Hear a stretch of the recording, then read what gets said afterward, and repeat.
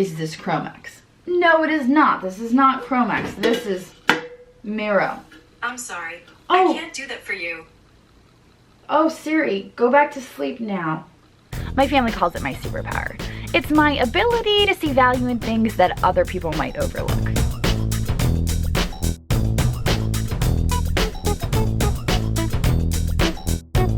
Sometimes I go picking with my boyfriend, sometimes it's my best friend Sue, and sometimes it's my kids. But at the end of the day, it's all about having fun and hopefully just maybe making a profit.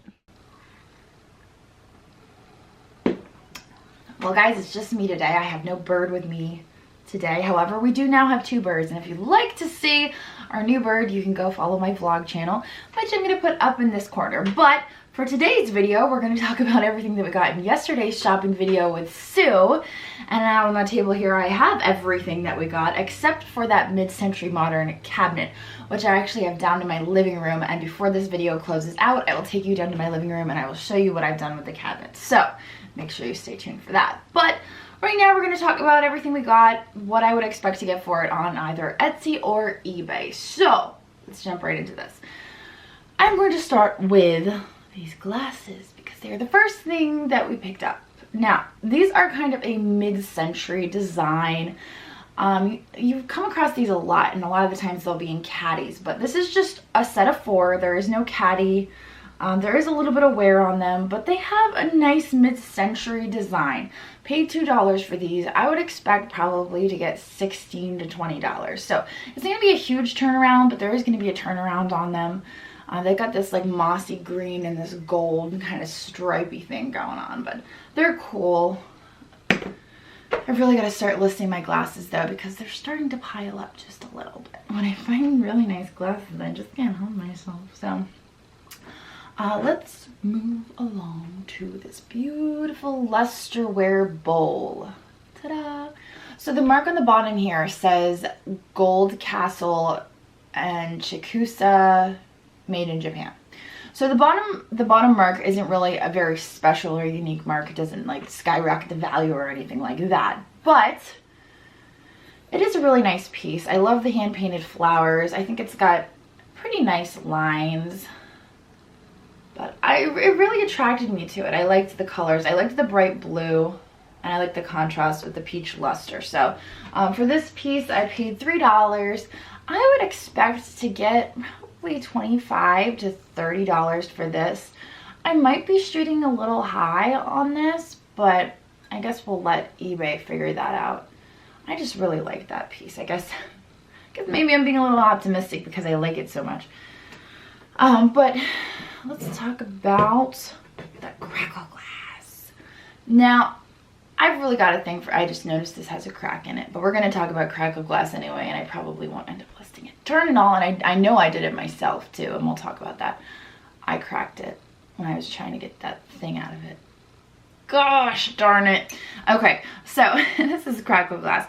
Crackle glass is kind of a funny thing. I know you guys see me pick up Crackle glass a lot, so you might be inspired to say, hey, Crackle glass is worth a lot, let's pick it up. Crackle glass is not necessarily worth a lot. I can pick it up for $1, $2, and I know that I can at least get like 12 bucks for it. If I list it, my lowest is probably 12 bucks. I know I can at least get $12 for it. So if I can get it for $1, I know I'm making some money on it. I'll grab it, I'll throw it up, and then we'll go from there. So this piece right here, I probably could have gotten $15 to $18 for it. It's just a little it's amberina glass, so that means that it's got this transitional yellow to red. And unfortunately, I discovered that this thing in the bottom is a rock. So I was attempting to get the rock out, and I had something in there that I like stuck it up there, and I had it so that I could pry it out. And apparently I pried it a little too hard because I actually cracked the vase. That is a bummer. That's such a bummer because it was a beautiful piece, and I should have just left the rock in there and sold it as is. And now it's got a crack in it, and I can't sell it, and I'm kind of bummed like that. So I am out. This doesn't have the price on it. I don't know. I think I paid $3 for that. I'm out the money for that. Oh well, let's move on to this little guy. Now this is a little oil cruet. This guy I paid $1 for. I can probably get, I want to say $8 to $12 for this. And I didn't even look that up. I'm just assuming that's how much I can get for it. If I'm wrong, I'll put it up in this corner, but these don't really sell for a whole lot. I just have a thing for Crackle glass. I think that's really why I buy it. Doesn't mean you have to have a thing for Crackle glass. If it's not a big enough profit margin for you, you can skip the Crackle glass. Let's talk about this swung glass vase. Now, when you see a vase like this, when it's got these things on the top, it's considered a swung glass vase. Now, a lot of the times these were made by L.E. Smith or Viking. Sometimes Murano makes these type of vases. But some of my favorite are made by L.E. Smith or Viking. This one particularly, I believe, is made by Viking. It's got these drapery things on it. Now, I'm not really a fan of the drapery things. I kind of like it when it's got those really clean lines. There's a bug flying around me, I know. We've still got these little mothy things. Oh!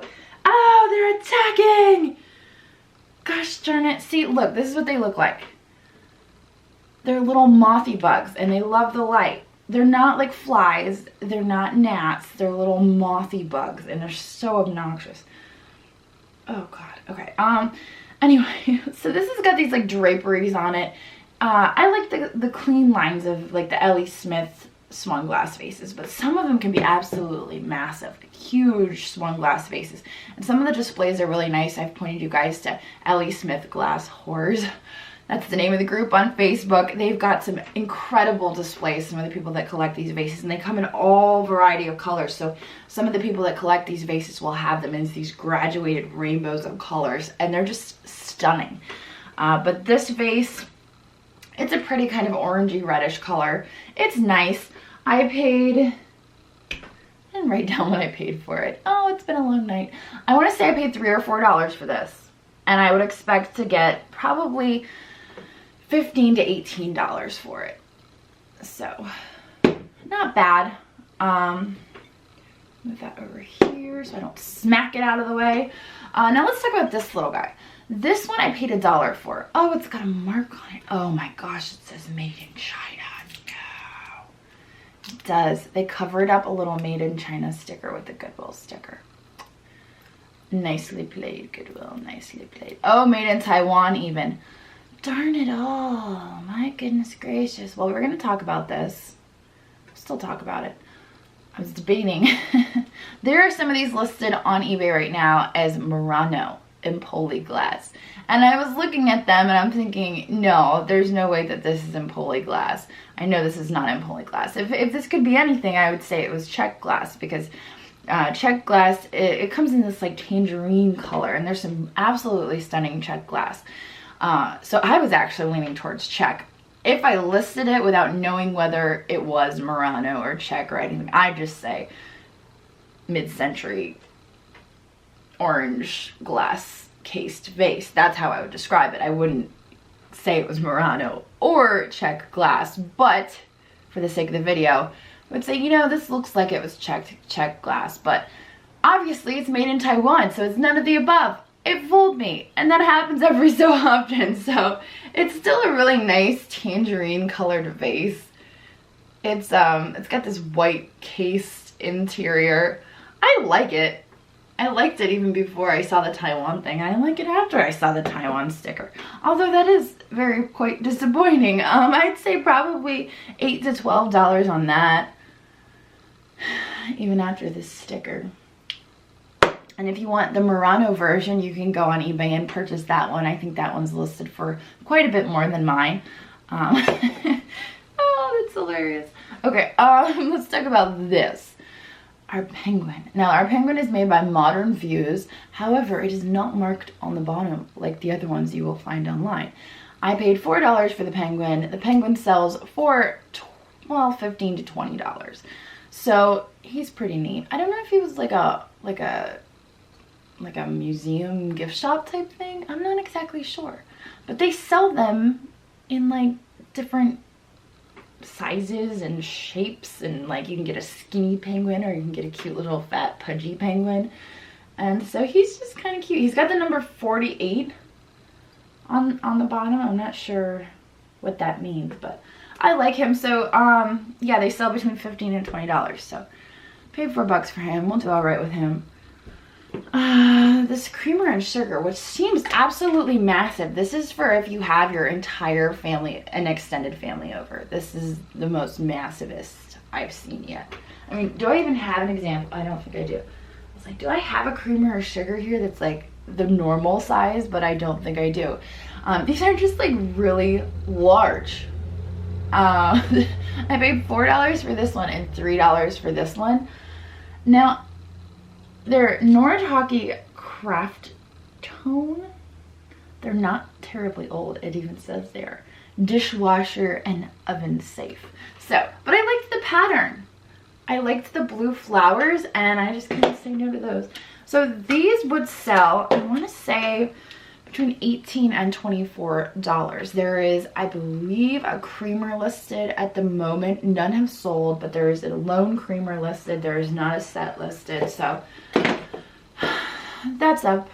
So we'll see how that does. But I've also got this cat that was kind of an impulse buy because I just paid $2 for this because he's just in this funny pose and he's like high five cat. He was inspirational to me, so I bought him for $2. I don't know yet if I'm gonna list him because I might have him sit on my shelf and just high five me every day to inspire me to do great things. High five cat. That's right. Okay, this guy, I just realized, I thought he was like speckled, but now I'm realizing how badly I need to wear my glasses because he's actually covered in dust. He's not speckled. He's actually supposed to have like this pearly texture.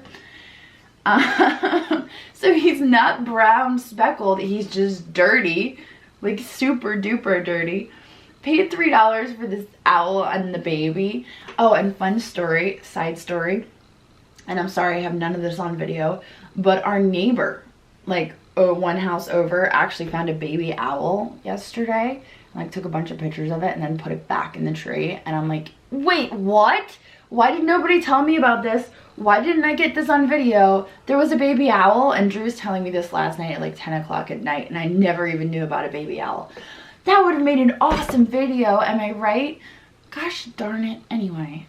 So this is as close as I'm gonna come to a baby owl, and I'm pretty upset about it. Anyway, paid $3 for this. I'm thinking I'll probably get 18 to, I don't know, $20 for it. It's marked Price, New Jersey, but also Taiwan at the same time. I'm not sure how that works. It's probably an import of some sort, but New Jersey, Taiwan at the same time. It's just so cute. And apparently I missed a set of owls that was there at the Goodwill when I was filming. But you guys have to understand, when I'm filming, a lot of the times I'm looking through my viewfinder and I'm not seeing. Like, I'm looking through the camera and I'm not seeing what I should be seeing because otherwise it's all jerky. And when you guys will know when I'm not looking through the viewfinder when I'm filming, because you'll get dizzy and sick. And I know a lot of people complain about that in my videos, and they're like, oh, you're whipping the camera around. I was not looking through the viewfinder. I was just whipping the camera around. This little salt and pepper shaker, now I picked these up. I said, oh, those are cute. I set them back down, and then Sue picked them up, and she showed them to me and said, oh, did you see these? And I'm like, well, yeah, I set them back down. And so I ended up grabbing them because both of us had a good feeling about them. But they're little salt and pepper shakers, but they're shaped like little candlesticks. They're pretty cute. I haven't found any sold online, but I'm thinking there's some listed currently, and they're wanting like $30 to $40 for them, which I think is like a little insane. I would expect probably to get, I don't know, 15 to 20 for them. Of course, I don't collect salt and pepper shakers, so I have no idea if that's a thing or not. Let's talk next about these bowls. Now, I grabbed these. Oh, there was still salt in that salt and pepper shaker, because now it's all in my bowl. I paid $4 for this. Oh, I paid $3 for the salt and pepper shakers. I paid $4 for this bowl, big bowl and 4 little bowl set. Now this is made by I don't want to tip it over because I don't want the salt to fall out, and then it's like 7 years of bad luck. But I don't have my glasses on, so I have to like Ellinger's. It's made by Ellinger's, but it's got this mid-century lines to it, so I grabbed it. And the large bowl I saw sold on eBay for like, I'm gonna say $10 or $15, and the little bowls had sold for like 15 to 20. So I was thinking the entire set I could maybe get 30 to 35 out of. I don't know, we'll see. I'll list it up on eBay and see how it does. But when you've only got $4 into it, I'd probably be happy with $15. So I'll list it up on eBay for auction and see what it does. Let's talk about these canisters. Oh, this was not a good purchasing decision. And I wanted to talk about this in my video because everybody makes mistakes. I make mistakes, and hopefully you can learn from my mistakes. This was one of my mistakes. Chromex canister sets. Some of them can sell for good money if they're like the Art Deco, if they're real mid-century and they're like, you know, at least they used to. Oh my gosh, now I'm second guessing myself. Wait a second. Ah, yeah, there you go. Very rare vintage Chromex canister set. Beans, barley, rice, peas, aluminum canisters. Sold for $430.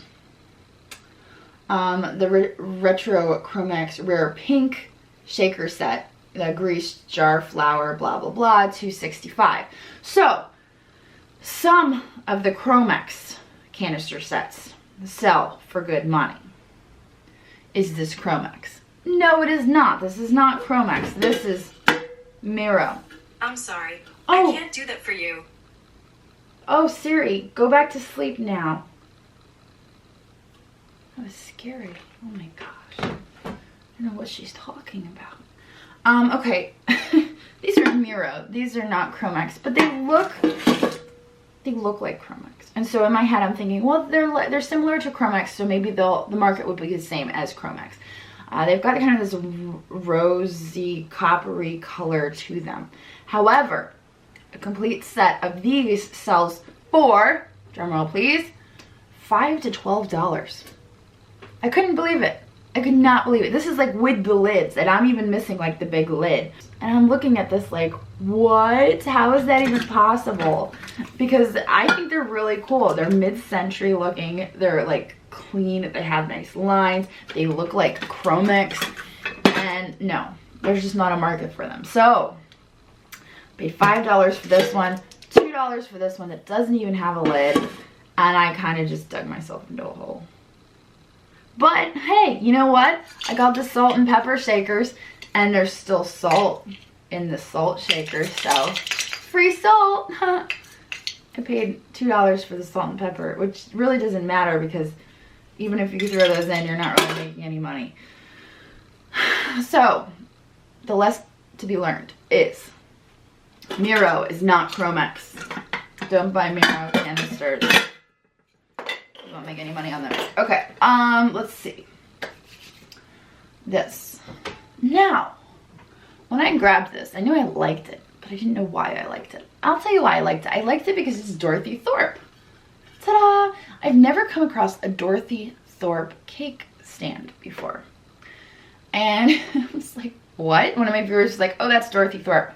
No way, is it really? You know, I'm constantly looking for roly-poly glasses all the time. And it just didn't even, I don't know why it didn't, but it didn't even occur to me that this is Dorothy Thorpe.